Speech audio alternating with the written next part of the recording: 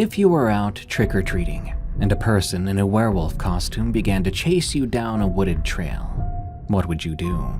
And how would you be certain it was just a costume? Welcome back to Unexplained Encounters. I'm your host, Darkness Prevails, and you can follow me on X at Dark Prevails, where I've been discussing boggy and scary movies. Tonight's episode features monsters galore. Some you'll recognize and others you won't. But all of them will have you so scared, you may never want to sleep again. Enjoy. Remember, I want to narrate your scariest stories of the unexplained, so be sure to send them to me at darkstories.org. Also, catch my other podcasts, where I narrate various other scary stories. Just search for Tales from the Break Room or Camping Horrors on Spotify or Apple Podcasts. You can also just go to eeriecast.com. Now, let's begin. Warning: the following story contains depictions of self-harm and child abuse. My big sister's been replaced. From Anonymous. My big sister. She was everything every girl wanted to be. She was everything every boy liked, it seemed. She was everything everyone loved. My big sister was perfect in every way, or so one would think. She was a prodigy, insanely smart, skilled, talented, beautiful, kind. She was everything, and I was pretty much nothing. I was always the other daughter, but only people who couldn't see into the crap hole I called home would think I was jealous of her. I was glad I wasn't her. For the things she went through, I wouldn't wish upon my worst enemy. I've never seen her rest. Ever since I could remember, she took care of me while focusing on her studies and pleasing our parents. I felt bad. She was always more than a mother to me than a big sister. She would help me with homework, even though she was busy with her own. She would clean my room because I didn't feel like it. She would make me food. She would pick me up from school. Heck, she even went to all of my school events and parent-teacher meetings. She was amazing to me, and I was just an ungrateful little turd. I insulted her and called her names. I yelled at her. I would be so rude to her, and she just loved me. My sister was the only person who cared for me. Our parents never really bothered with me. They gave me more freedom than she could ever hope to receive. She was a prisoner in our own home, beaten until she was bruised and bloody for an imperfection in her work. When I was only 5, I remember her begging on her hands and knees. You see, she hadn't done too well in her physical education class, as she had twisted her ankle and it was left untreated. But our parents were seething. They slapped her. They told her to pack her bags because she was being put into an orphanage for being such a failure. She begged them to reconsider. She told me that day that love will always be earned, never given out for free. I remember her staying up all night doing homework and studying. Then she would cover up her unhealthy pallid skin and her dark eye bags with makeup, just so she could hide all her exhaustion, her bruises, her malnourishment. I remember reading her diary one time. She stared at me funny when I asked what SA meant. She was SA'd when she was 8 years old, then several times after that by her own mother. But now I know what it meant, and it makes me want to cry. The things she wrote in her diary were disgusting. I cried when I remembered what was written in it.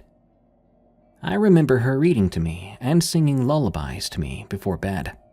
I remember when she showed me cool things she knew how to do.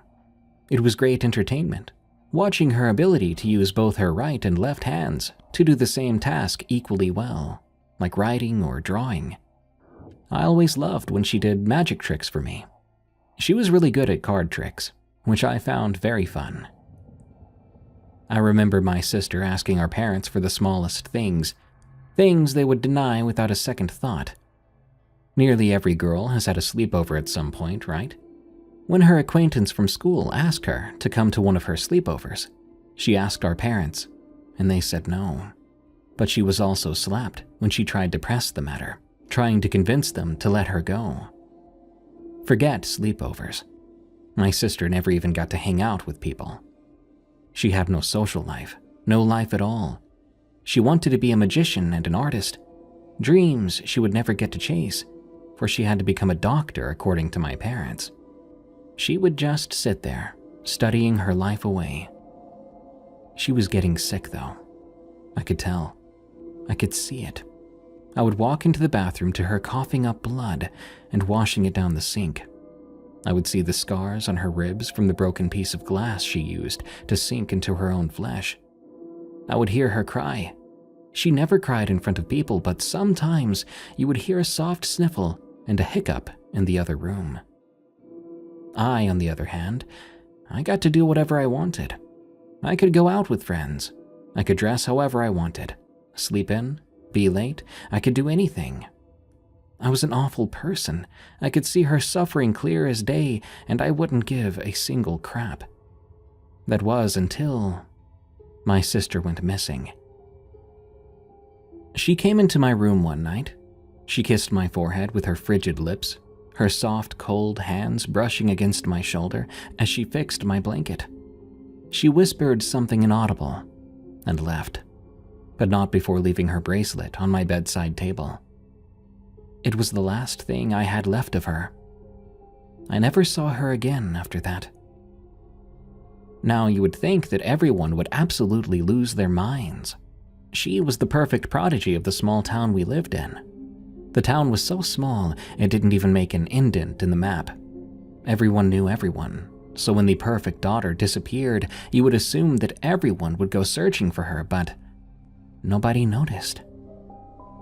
The next day, I woke up to a girl I've never seen in my life shaking me awake. My sister had silvery platinum blonde hair. Due to the lack of melanin, she had pallid cold skin and gray eyes. Yet this girl, she had medium blonde hair, blue eyes, and her skin looked like any normal Caucasian girl ever. Her voice was high-pitched, way too feminine to be the voice of my sister, who had a slightly deeper, yet quiet and feminine tone. I flinched as I saw this stranger above me. "Who are you?" I asked with annoyance. "Your big sister, silly. Come on, wake up. You're gonna be late for school." The girl grinned. Her face made me uncomfortable. Her blue eyes looked like the ones of a fish, almost, and her teeth were small. I don't know how to explain it, but she just looked so uncanny, so beautiful yet so repulsive. I got up and walked to the kitchen, where she served me a glass of orange juice and a plate of bacon and eggs. I stared at this girl. My sister knows I only like watered-down cranberry juice and her specialty strawberry pancakes. This was my second tell that this girl was not my sister. There was no way. Our parents walked into the room then with a smile. "Sweetie, you've got an exam tomorrow. Make sure you do your best," my mom said kindly to whoever this stranger was. My mom never spoke kindly. Sure, she had passive-aggressive moments, but those weren't kind. I went through my day watching everyone treat this girl as if she was my sister. Calling her by my sister's name, laughing with her, I knew it wasn't her. And I knew it knew that I knew. Its smile was like a mocking, wizened monkey grin every time it looked at me with its disgusting fish-like eyes. It's been 7 months since it came here. I checked every possible thing to see if I could explain that it wasn't my sister, but I simply couldn't find anything to explain it. The pictures, videos, and even memories seemed to have been replaced. On everything where my sister once was, it was taken over by a creature I could not begin to understand. I don't know what happened to my real sister, but this wasn't her. I don't understand why no one else can seem to tell. I swear I'm not going insane. Everything that has been linked to my big sister has slowly disappeared. Her clothes, her artwork, everything. She was just gone with no trace. My sister's face is even slowly disappearing from my own memory. I can hardly remember what she looked like. I can only remember her voice, her soft weeping, her screams, but her voice is fading too now. It's replaced every trace of her existence. I don't know how to find my sister. I don't know what happened to her and what that vile thing is, but all I know is that it knows. It knows that I'm aware of its deceit, and it knows that I know that it isn't my sister.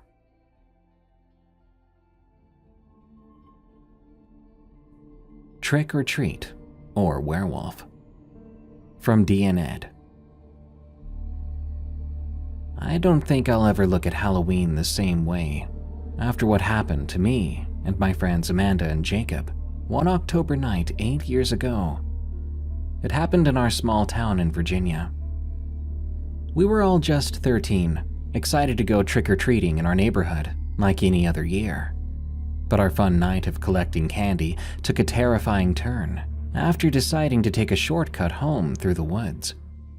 What we encountered out there in those dark trees ended up impacting me for years to come.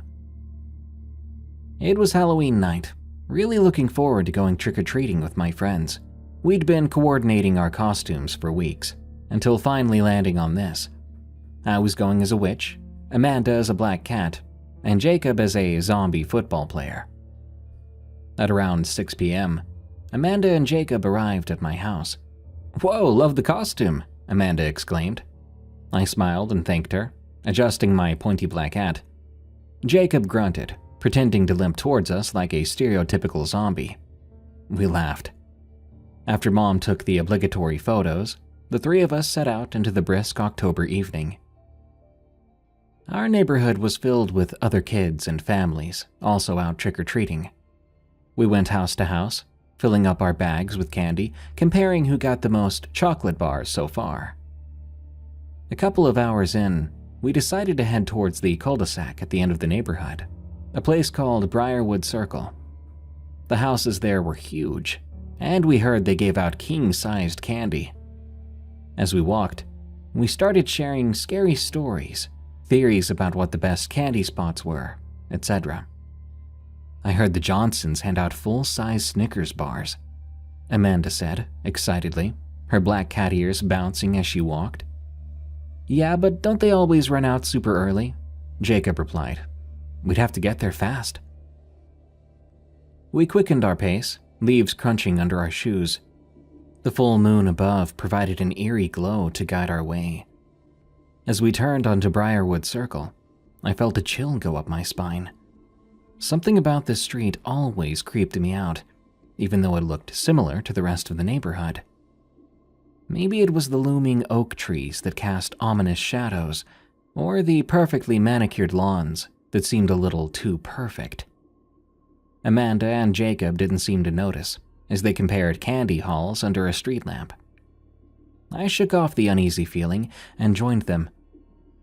We continued trick-or-treating, oohing and awing over the generous treats handed out by the Briarwood residents. After hitting up the last few houses, we decided to cut through the small woods between Briarwood and my street to walk home. The worn dirt path was lit only by the moonlight. It was getting late, and a mist was starting to settle down between the bare branches. I hesitated before following Amanda and Jacob into the woods. "Guys," I said nervously, "maybe we should just walk back the regular way." "What's wrong? Scared?" Jacob chuckled. "No, it's just kind of creepy here," I replied, pushing some low-hanging branches out of the way. "Don't worry, it's not far," Amanda assured me. We continued on, leaves crunching under our feet. I couldn't shake the ominous feeling, like something was watching us from the dark. Then, we heard a twig snap from somewhere in the shadows. We all froze then. "What was that?" I whispered. Amanda and Jacob looked around cautiously. "It was probably just a squirrel or something," Jacob said, after a few silent, short moments. "Yeah, let's keep moving. We're almost there," Amanda added. We picked up pace, moving quickly through the woods. The full moon kept disappearing behind passing clouds, making it difficult to see the path. I could hear my heartbeat pounding in my ears. Suddenly, another snap from a branch, this time louder and much closer. "Okay, I definitely heard that," Jacob said nervously. We huddled together on the path, peering out into the dark. "Hello?" Amanda called out timidly. "Is anyone there?" Silence. But then, heavy, plodding footsteps. The sound of fallen leaves being crushed under something much larger. My blood turned to ice. This wasn't a squirrel. It wasn't even another person. "Run!" Amanda yelled. We took off down the path as fast as our legs could carry us. I could hear the footsteps behind us getting faster, gaining ground. I risked a glance back and screamed. Glowing eyes and the silhouette of a hulking creature barreled towards us. "Don't look back!" Jacob yelled. We broke through the tree line, sprinting across the open street. I was gasping for air by then, my lungs burning. We didn't stop until we reached my front door. We scrambled inside and slammed it shut, pressing our backs against it. Amanda and Jacob were wheezing, eyes wide with terror. "What the heck was that?" Jacob gasped. "I don't know. It was huge and fast," Amanda replied shakily. I peered out the front windows but didn't see any sign of it. My mind was reeling. Was it a rabid bear, a big dog, or something worse? I said something based on what I saw out there. "Guys, I think that was a werewolf." Jacob and Amanda looked at me incredulously. "Don't be ridiculous. Werewolves aren't real," Amanda said. "Then explain what that was," I shot back. "I saw it. It wasn't normal." Jacob ran his hands through his hair nervously. "I mean, it was pretty freaking huge, and I saw claws on it." Amanda shook her head. "No, it was probably just a big wolf then, or something, right?" She looked at us with pleading eyes. "Maybe," I replied half-heartedly. But deep down I knew we had narrowly escaped something straight out of a horror film that night. We all ended up sleeping at my place, too terrified to walk home, too scared to even go back outside. The next day, we returned to the path in the light of day, and we found giant paw prints in a few spots along the trail, much too big to be a regular wolf, and certainly not something a person would make. My friends desperately tried to come up with other rational explanations, but I knew. Every Halloween since, I get this uneasy feeling when night falls, and I'm terrified I'll catch a glimpse of glowing eyes watching me from the dark.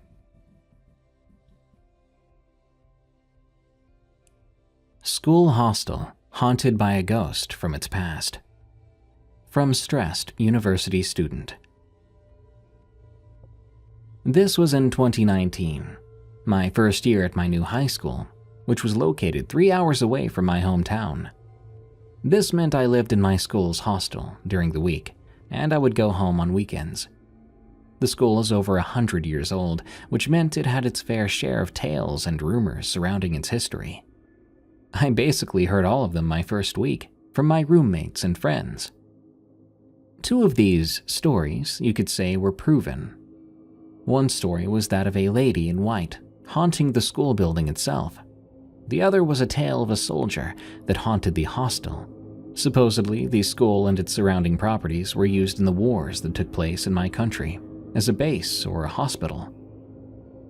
The soldier's spirit had allegedly been heard and seen by nearly all of my hostel friends, and one teacher even told her own story to us one night. I tried my best to brush off these stories, as I'm a firm believer in the supernatural and all that comes along with it, and I did not want to invite any sort of ghost to cross my path. Unfortunately, I did. One week during my school year, a public holiday fell on a Wednesday. I told my family it would be useless to come get me, as I would only be spending one day at home and I would see them on the weekend. Our hostel was divided by grade. Each grade had their own hall where they slept. Our hall was in an E shape, with rooms varying in size. I was in a 2-sleeper room, and with my luck, my roommate had left for both nights, and the rest of the hall did too. So I was the only person left there. My room was right above the stairs that led to the dining hall, meaning I was in the middle of the lowest line of the E-shaped hall. After school, I settled into my room, saying goodbye to all my friends, and I did some homework as I waited for the bell to ring for dinner. Dinner then came and went, so I showered. The bathrooms were located just next to the stairs, so just above the middle line of the E. Afterwards, I climbed into bed for the night. Later on, I woke up to the sound of footsteps. They walked past my door towards the room located 3 doors from mine, the end of the last line of the E. At first, I thought it must have been one of the other students who were left in the hostel using the bathroom. But then I remembered I was alone here, so it would make no sense that students in other grades would use my hall's bathroom. I laid awake for a minute, listening as the footsteps slowly walked back down the hall and promptly stopped in front of my unlocked door. We weren't allowed to lock our doors. The footsteps then started running back to the other end of the hall. I tried to rationalize any explanation as to why some teacher or student would do such a thing. I rolled over to grab my phone, trying to see if it was already the early hours of the morning. But no, it was 1:32 a.m. Just as I unlocked my phone, the loud footsteps walked from the end of the hall. It sounded like heavy boots thundering against tiles. I ducked underneath the covers, like a child scared of the dark, thinking I was going to lose my life to some psycho who broke into the hostel. I was paralyzed with fear, too scared to unlock my phone, to call for help or anything. The footsteps grew louder and louder, then suddenly, right in front of my door, they stopped. The hall once again went dead silent. I held my breath, waiting for my door to creak open, praying to whoever was listening to save me. And once again, the footsteps started running back, echoing as they did. I lay in my bed for a minute, thinking about what I could possibly do to save myself. The thought of running to my hostel principal was a thought, but the heavens knew I was not fit, and no matter how fast my legs carried me, that thing in the hall would be faster. I kept on listening, figuring out its pattern. The thing would slowly walk from the other end of the hall to my door, then run back. This is important, as it influenced my next move. I made sure I wasn't just dreaming, pinching myself and almost dying when I realized it wasn't a dream. Any idea of sleep I had left had vanished by now. Those minutes felt like hours as I just kept listening, counting the seconds it took for the thing to run from my door to the end of the hall. Each time it seemed to be the exact same. 10 seconds. Hear me out. That hallway was not short. No human could cross it in that speed, so the thought of running away was gone. Tears gathered in my eyes as I realized it was do or die. Maybe I was being dramatic, but I was a 15-year-old girl who only had chopsticks to defend herself. So don't judge my actions here. I waited until those footsteps were as distant as possible, before I jumped up and then saw my school bag. My school bag was pretty large. My school did have lockers, but you had to rent them, and I would much rather keep all my books in my bag. It may have been a stupid idea, but I moved my school bag in front of the door, as some sort of protection, as quietly as I could.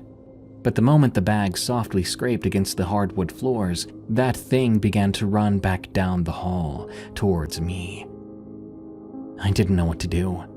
I slammed my bag against the door and dove into bed. I listened then to these footsteps for who knows how long. Not once did they run towards my door. No, they walked slowly. I muffled my tears with my blanket as the thing stopped in front of my door, and I thought it would just stand there for a second, then leave. But no, it stayed there. The world went silent, not like it did previously. No, this time it was like that silence was a warning. Then I heard it, breathing, shaky, heavy breathing, like the thing was in pain. Worse yet, it spoke. "Help me." The words rang through the air. It sounded like a man's voice, but not fully. The words were almost forced out, hollowed, slurred. It sounded like death, to be honest. Distant yet so clear, if that makes sense. But not human. Not at all. Then came the banging. The sound was deafening, the cries for help now turning into screams that made my ears ring. Help, it called out over and over.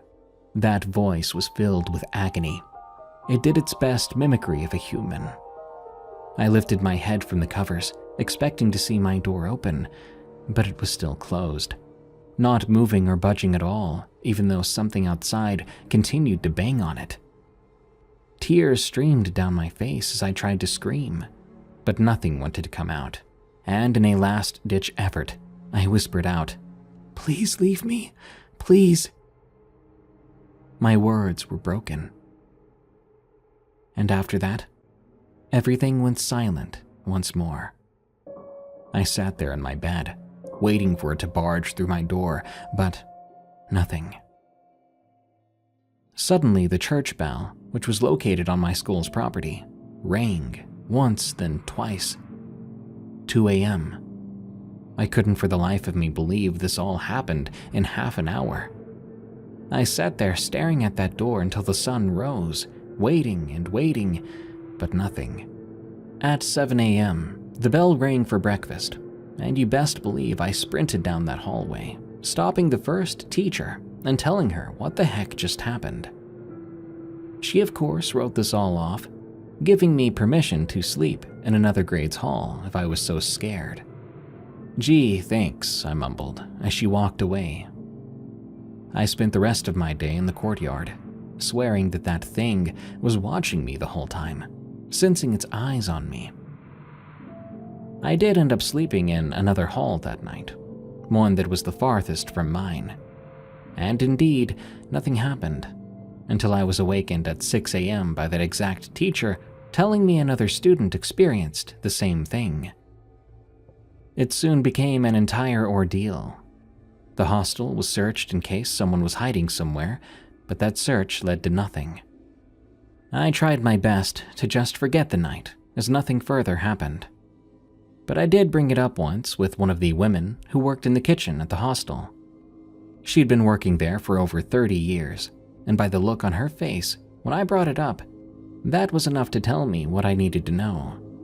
Don't ask, don't mention it, don't call it. I moved out of the hostel 2 months later as my father moved to the city, and I went to live with him. I was more than grateful. Up until moving, I did not sleep soundly in that place after nightfall. There were rumors in the 4 years I was still in high school that the paranormal activity in the hostel only got worse. It was so bad, they even called a priest. But my school kept those types of things very private. I'm not sure what I experienced that night. And I'm not going to try to find out, as I don't want to call it back to me. But I know 2 things for certain. That thing was not human, and I was not dreaming. I think the soldier who haunted the hostel made its presence known that night, and somebody called it back.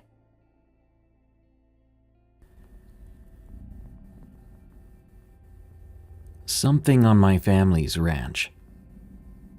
From Cowpoke. I was 17 years old when this happened. I live on a ranch in West Texas.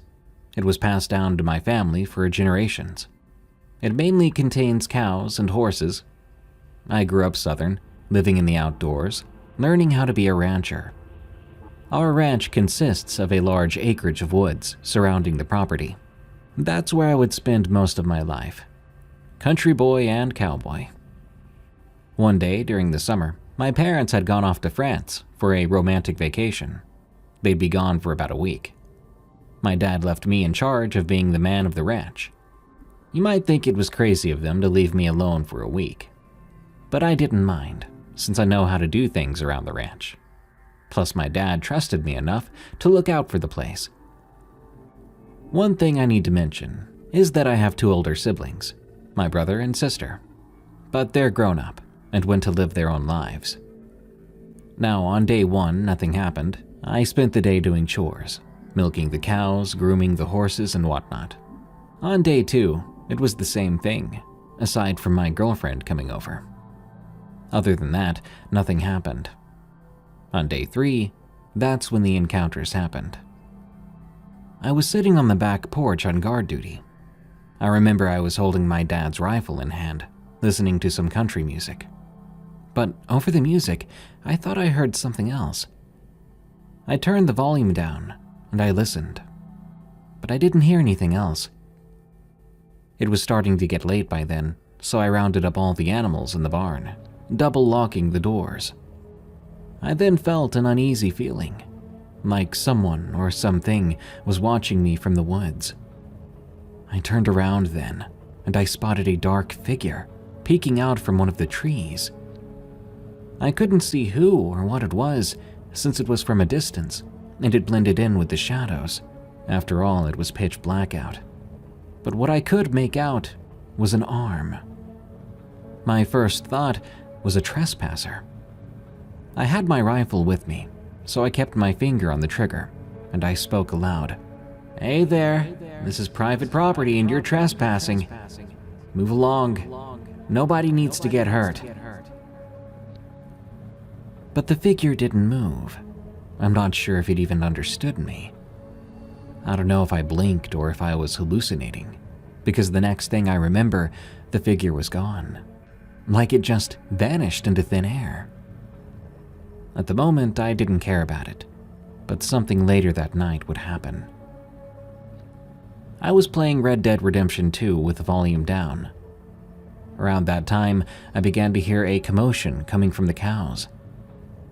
I ran out to the barn, once again armed with my rifle. When I got there, the barn door was smashed open, and I saw one of the cows had been killed and partially eaten. I almost vomited at the sight of it. I didn't see a sign of the culprit or attacker. Whatever it was long gone by then.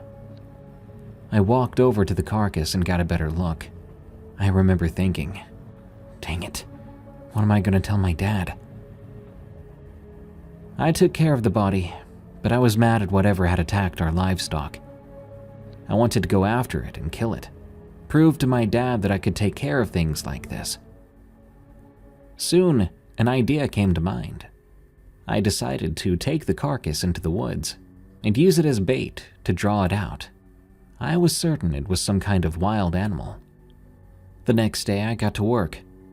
I tied the remains of the cow to the end of my buggy, and I drove into the woods. I found a good spot to lay it as bait, and I also installed a hunting camera that can connect to my phone, so if it does show up, then I wanted to get it on camera. As I was installing it, I felt I was getting paranoid. It was like someone was about to pounce on me. Every sound around me made me more cautious. The woods where I thought I was safe had now turned into some sort of hunting ground. Once I was done, I headed back to the house and began to wait. While waiting, I remembered the dark figure I saw the other day. I began to think the two things were connected. That would also explain why we haven't seen a lot of deer and coyotes. I suddenly felt my phone vibrate. I checked it. Notifications from the hunting camera. I checked the images. All I could see was a silhouette, but there was definitely something out there. I had two choices.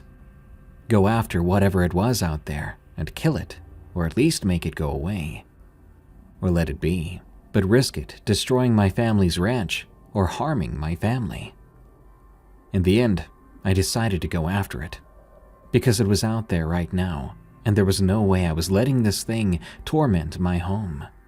I summoned up the courage and prayed to God to be with me and protect me, and so I made my way into the woods. I was scared, of course. I must have been out of my mind to want to kill this thing alone. But who am I going to call? Who's going to believe me? I was nervous with every step I took. All the noises of nature made me jump. I had my gun, but it didn't make me feel invincible. All of a sudden, it went quiet. The sounds of birds and insects left, and the wind died down. I then smelled a horrible stench, like rotting meat and death. I knew it was here. I then heard something behind me. A voice. It sounded like my mom, but I knew it wasn't. I gripped my gun and turned around. There was something standing there on two legs. Something taller than me. Much, much taller. Possibly around 8 feet. I stared at the thing, and it seemed to stare back. But then a voice came from it, a voice I'll never forget, because it sounded like my mother. Run, honey. This sent more than a shiver down my spine. I snapped out of my confusion, and I fired at it. The figure screeched, and I'd hoped I'd hit it. I kept firing at it until I felt it was enough. The thing ran away. I stood there for a minute, frozen. I guess I was processing what happened, but I felt proud knowing that I'd protected my home. And I didn't have to worry that what I fired at was a person, because I knew it wasn't. Because that figure, the one I mentioned was about 8 feet tall, also appeared to have antlers of some sort coming from its head. When my parents got back from vacation, I told my dad everything that happened. He was shocked, not sure what to say, but he said he was proud of me for fighting back. I never saw the thing again, but every time I go back into those woods, I bring a weapon with me, just in case it does come back. Always stay alert out there, especially when it comes to defending your home. Texas Skinwalker, from Emma Line. The memory of that dreadful night in the Texas wilderness still sends shivers down my spine whenever I think about it. Jacob and I were always the adventurous couple, seeking thrills in the uncharted corners of our home state. But little did we know that one of our escapades would lead us to a nightmarish encounter with a malevolent being, something that we believed to be a skinwalker. It was a warm, moonlit evening when we decided to set up our campsite near a secluded creek. The rugged landscape was enchanting, with ancient mesquite trees and limestone cliffs adding an eerie beauty to our surroundings. As the night deepened, so did the strange noises echoing through the forest. At first, we dismissed them as typical wildlife sounds, but they soon grew unnerving.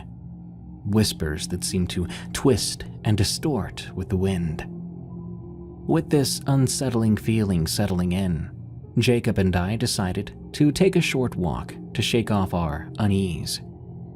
Little did we know, this decision would lead us deeper into the mysterious heart of the wilderness, away from the comforting glow of our campfire.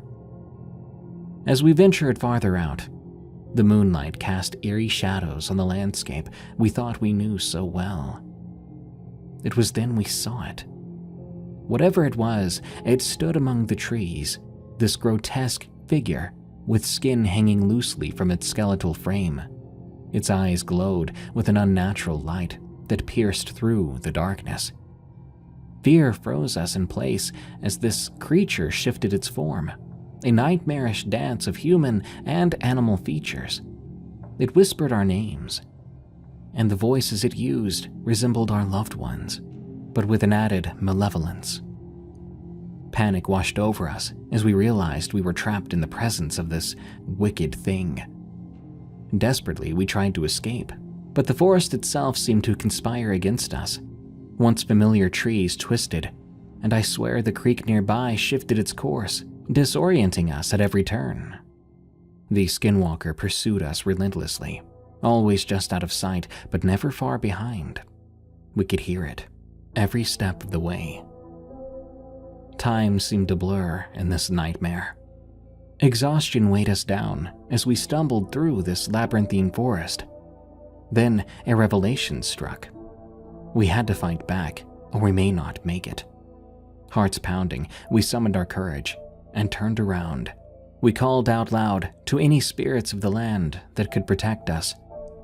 Suddenly all went quiet, before just as abruptly the Skinwalker let out a blood-curdling screech, contorting and convulsing before vanishing into the night. The forest around us settled back into its natural state, the eerie whispers fading into the distance. We finally made it back to our campsite, shaken and scarred by the harrowing encounter. We packed our belongings hastily and fled the Texas hill country, leaving behind the horrors of the night. We promised each other never to go back and never to speak of this experience. Even so, that entity's presence haunted our dreams for years to come. From that day forward, we knew that some mysteries were better left unexplored. They could stay in the depths of the Texas wilderness for all we cared. It was inches from me, from the Creator's Guardian. I think I've experienced many paranormal things and even unknown creature encounters. Some of them were as unfrightening as the unexplained movement of a lamp. In contrast, I have a story of when I believe I was attacked by a skinwalker. Rather than boring you to death about a stupid ghost lamp, let's talk about the latter story. When I was around 17 years old, I took a walk in the woods to productively blow off some steam. I wasn't doing too well in my rigorous high school studies. My dad had cut a small entrance into the woods behind our house, so I went in and started my walk. At the moment, I wasn't really caring about anything at all. I found some coyote tracks before long, and I wanted to improve my tracking skills, not for anyone in particular. Even so, I began to follow them with no goal in mind. It wasn't like I was going to find this thing. The tracks looked pretty old anyway. However, something was off about them. As I followed them, they changed from the dog-like prints of a coyote to the elongated human foot-like shape of a barefoot man.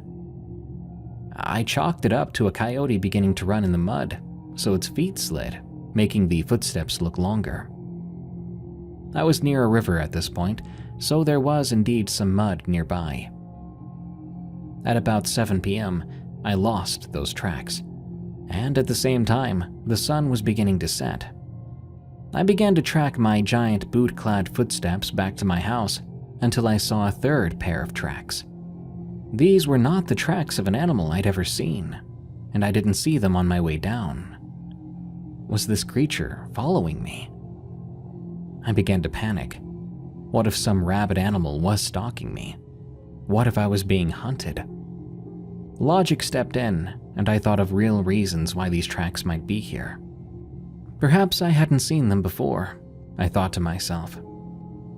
But then, I heard breathing behind me. It sounded wrong, as if the person was breathing through a pillow. I didn't take any chances. I assumed it was some murderer or serial killer, so I noped it out of there at high speed. As I ran, I could have swore I heard footsteps behind me, closing the distance. Soon I emerged from the tree line. My chest burned, but overall, I was fine. I did not look back at the woods as I walked up to our house. I entered, breathless, but I was safe. I changed my clothes and thought I had escaped a harrowing encounter with some psycho impersonator in the woods. But I was wrong. So wrong. I wish it had all stopped there.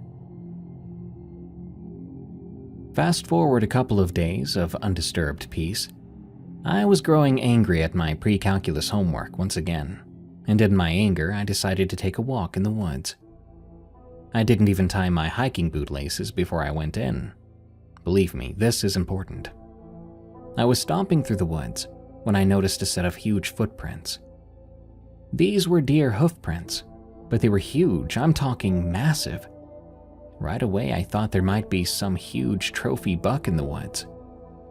I tracked the hoof prints and soon noticed that this deer was either a mutant or very talented because it was walking on two legs. Two prints alternating from left to right and so on. This was odd, but my idiotic self thought nothing of it. At some point, a twig snapped, and I looked up to see two enormous yellow eyes staring back into mine. I gasped. I began to see its features. Patchy fur that seemed to be coming off. It was very lean and looked like it hadn't eaten anything ever.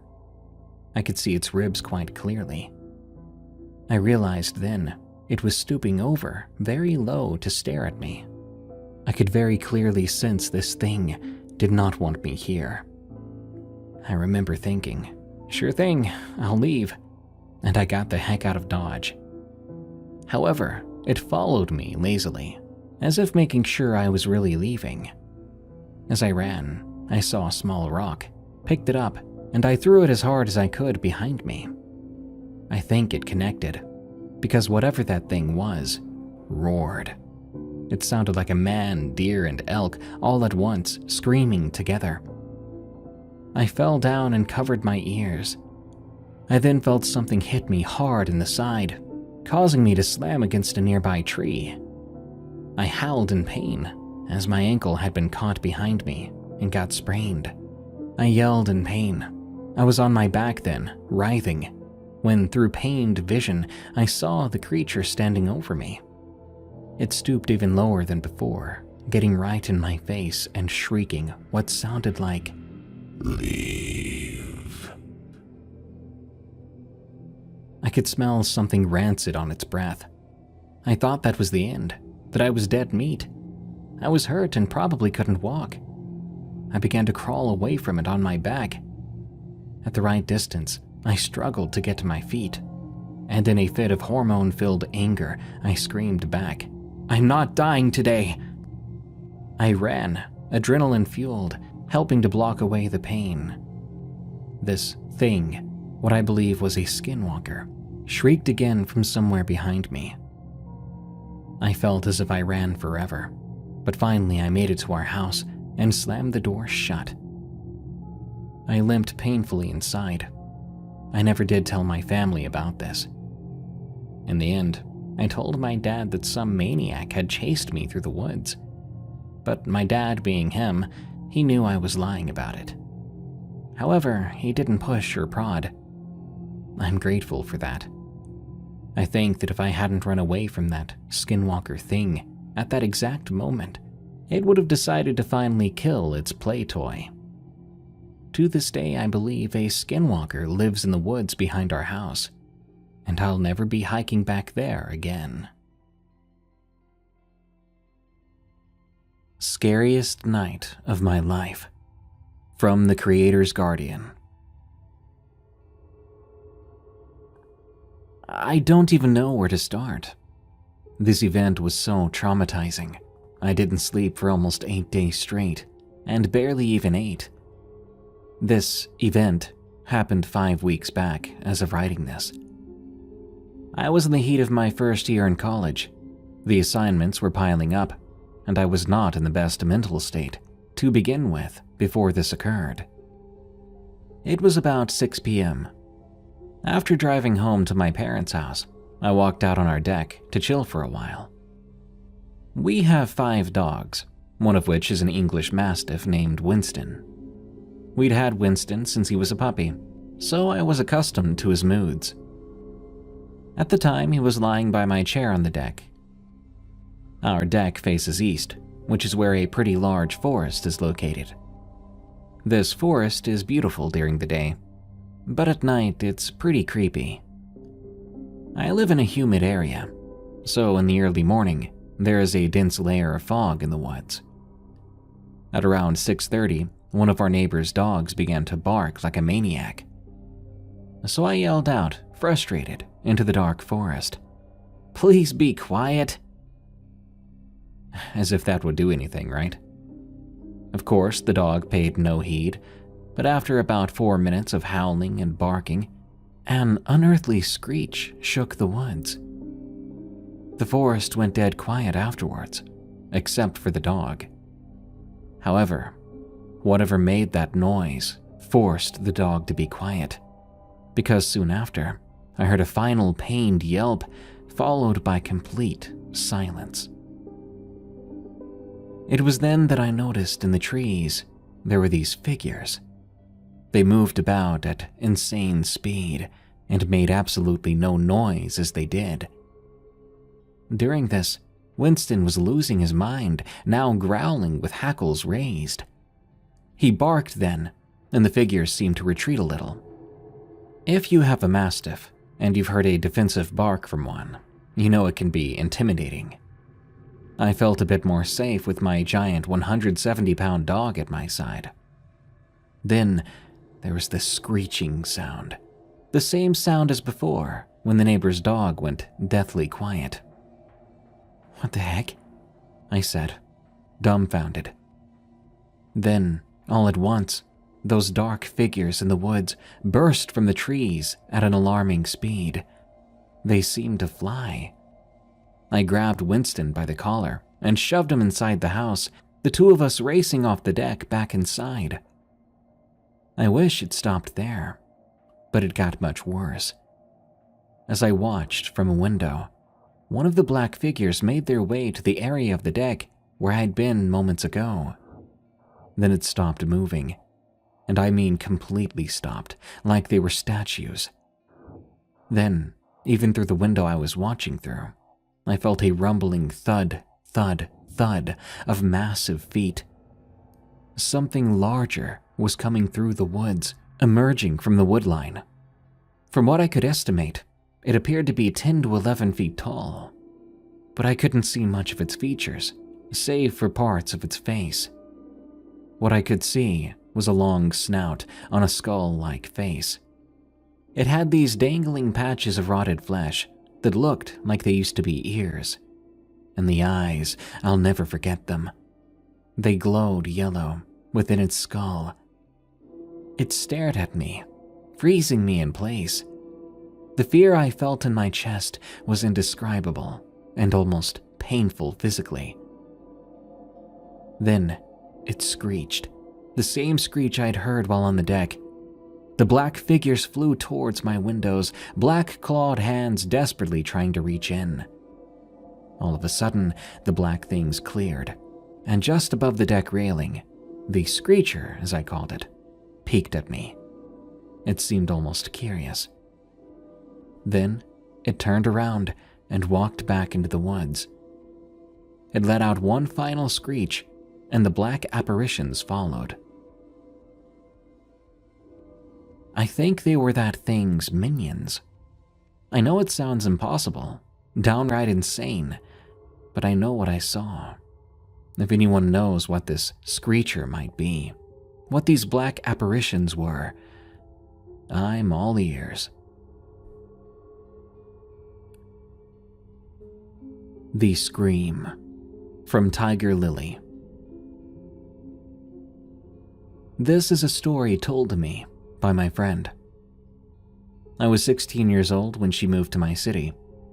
Not into the city, but to a nearby town, not too far.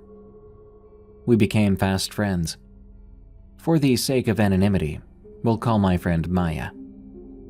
Maya lived in the woods, and once we became friends, she invited me down to stay the night at her parents' place. Nothing was out of the ordinary at her place. Her parents seemed to be regular, protective parents. We spent the day at a lake about a mile from the house. We snuck some malt beverages up there with us, relaxing and swimming. Looking back now, the silence in those woods was quite eerie. You'd expect to hear bugs or birds or anything, but it was just quiet that night. When it started getting too late, Maya and I packed up and left. Once we arrived back at the house, her parents were making dinner and chatting over wine. We ate with them, then headed back upstairs to Maya's room. The sunset cast an orange glow over everything, and it was that moment I realized I didn't have my purse. I swore I'd grabbed it when we left the lake, but we searched Maya's room high and low and found nothing. I was in tears because my phone and wallet and car keys were all in that bag, as well as the locket my grandmother had given me before she died.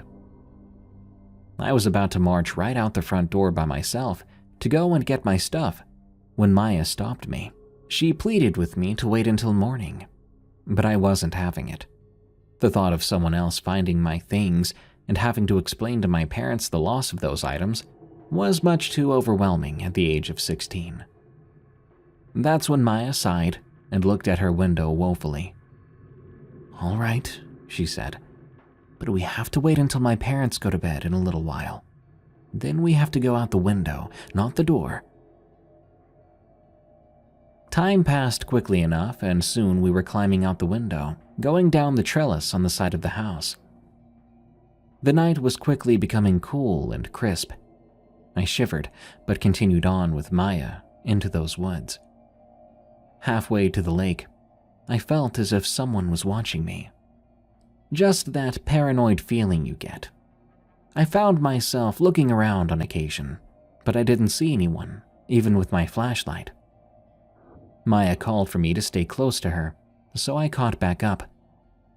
The only sound I heard was branches cracking and the crunching of the ground under our feet. Down at the lake, we searched for my bag. It was so dark our flashlight seemed to be growing weaker. The chill in the air was also intensifying. I called over to Maya as the surrounding darkness became suffocating. Maya began whispering something, and I asked her to repeat herself since I couldn't yet understand. "What is that?" she asked. "What is what?" I replied. "That." She pointed behind me. I turned around and shone my flashlight in that direction. It was a pristine barn owl perched on a branch not too far above us. It stared at us for a moment before it opened its mouth and screeched. The first time wasn't that bad, but each time it screeched, it grew louder and louder until both Maya and I were covering our ears. There was something wrong. It could not be screaming that loud. It wasn't physically possible. I was terrified and began to run. I stopped running at some point to catch my breath, and I could still hear the screeching, growing in volume. The next thing I knew, I blinked, and it was morning. I was back at the lake, Maya next to me, both of us looking disoriented. We looked at each other then, but not a word was spoken. I didn't really care about my bag anymore at that point. When we made it back to Maya's house, crawling back into her room, we were both in agreement with how completely freaked out we were. Eventually, we concluded what we'd encountered was something supernatural, some sort of time loss event. Later in the day, we found my bag halfway smushed under her bed. It pains me to think about it, because either we just missed it and experienced something so terrifying for no reason, or someone had put it there. To this day, neither of us can account for the lost time out there in the woods, and neither of us have been back to that lake since.